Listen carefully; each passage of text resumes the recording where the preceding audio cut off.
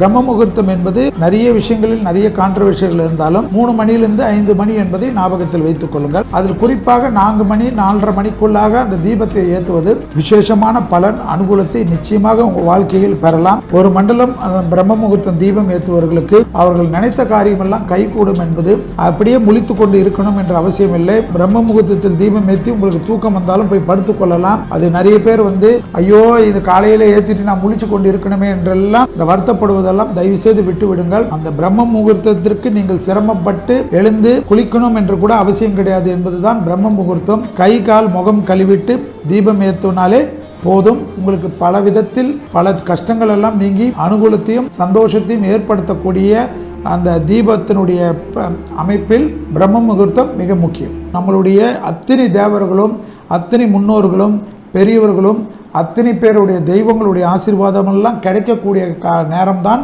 பிரம்ம முகூர்த்தம். அதனால்தான் நம்மளுடைய ஞானிகள் முன்னோர்கள் எல்லாம் இந்த பிரம்ம முகூர்த்தத்துக்கு அவ்வளோ முக்கியத்துவம் கொடுக்கிறார்கள்.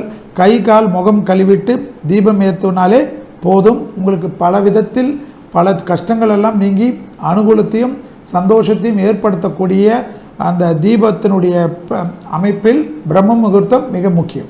அவிட்டம், சதயம், பூரட்டாதி, உத்திரட்டாதி, ரேவதி போன்ற நட்சத்திரத்தில் இறந்தார்கள் என்றால் 6 மாத காலத்திற்கு அந்த தீபங்கள் விஷயத்தில் மிக கவனமாக இருக்கணும் என்றது.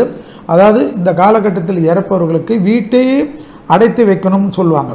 ஆனால் அது கிடையாது. பூஜை புனஸ்காரங்களை சிறிது நிறுத்திட்டு அந்த 6 மாத காலத்தில் நல்லெண்ணெய் தீபம் வீட்டை அடைத்து வைக்கிறதெல்லாம் இந்த காலகட்டத்தில் முடியாது. நல்லெண்ணெய் தீபம் நிச்சயமாக கண்டிப்பாக ஏற்ற வேண்டும் என்பது ஜோதிடத்தில் சொல்லக்கூடிய விஷயம். அதே போல் பார்த்தீர்கள் என்றால் ரோகிணி நட்சத்திரத்தில் இறந்தார்கள் என்றால் வீட்டில் 4 மாத காலம் மிக மிக முக்கியமாக அதற்குண்டான அமைப்பு பார்க்க வேண்டும். அதே போல் கிருத்திகை உத்திரம் நட்சத்திரத்தில் இறந்தால் 3 மாத காலம் கண்டிப்பாக இந்த தனிஷ்டா பஞ்சமி என்பது மிக முக்கியம். இந்த 3 மாத காலத்திற்கு அவர்கள் இந்த நல்லெண்ணெய் தீபம் ஏற்றுவதும் கோயில்களுக்கு செல்லக்கூடாது என்பது தான் சாஸ்திரத்தில் சொல்லக்கூடிய விஷயமாக காணப்படுகிறது. அடுத்ததாக பார்த்தால் மிருகசீரிஷம், புனர்பூசம், சித்திரை, விசாகம், உத்திராடம் என்று எல்லாம் இந்த நட்சத்திரத்தில் இருக்கக்கூடியவர்களுக்கு 2 மாத காலம் கண்டிப்பாக இந்த தனிஷ்டா பஞ்சமியை கடைபிடிக்க வேண்டும் என்று சாஸ்திரத்தில் சொல்கிறது. அதுதான் நீங்கள் பஞ்சாங்கத்தில் பார்க்கலாம். தனிஷ்டா பஞ்சமியில் அந்த வரக்கூடிய நட்சத்திரத்தில் இறந்திருக்கிறார்களான்னு பார்க்க வேண்டும். அதாவது இரவு பகலாக அவர்கள் எந்த இடத்தில் படுத்தார்களோ, எந்த இடத்தில் அவர்கள் அதிகமாக புழங்கினார்களோ, பூஜை அறையில் தான் அந்த தீபம் ஏற்ற வேண்டும் என்று இல்லை.